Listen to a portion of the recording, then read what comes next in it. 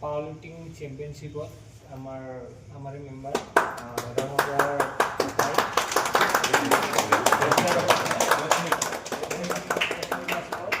তাই হৈ যোৱা ডেইলি ইভেণ্টত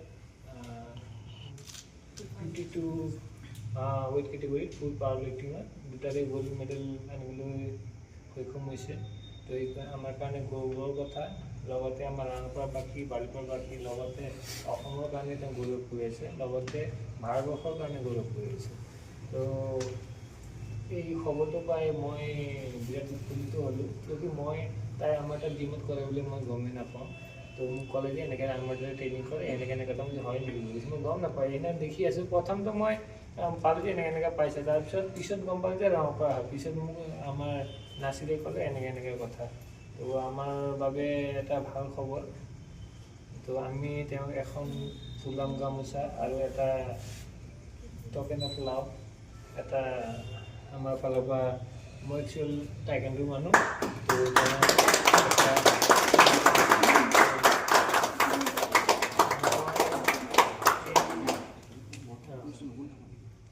গামোচাটো কিনাবলৈ মই কৌজা বাইদেউক অনুৰোধ জনাইছোঁ।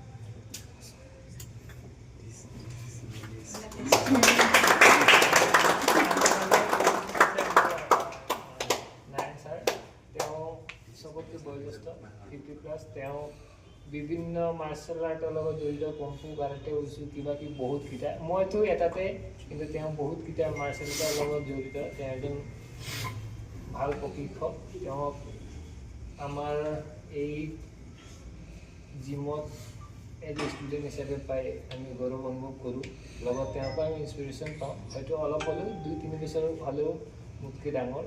তো তেওঁক এই মুভমেণ্টটো দিবলৈ মই অনুৰোধ জনাইছোঁ।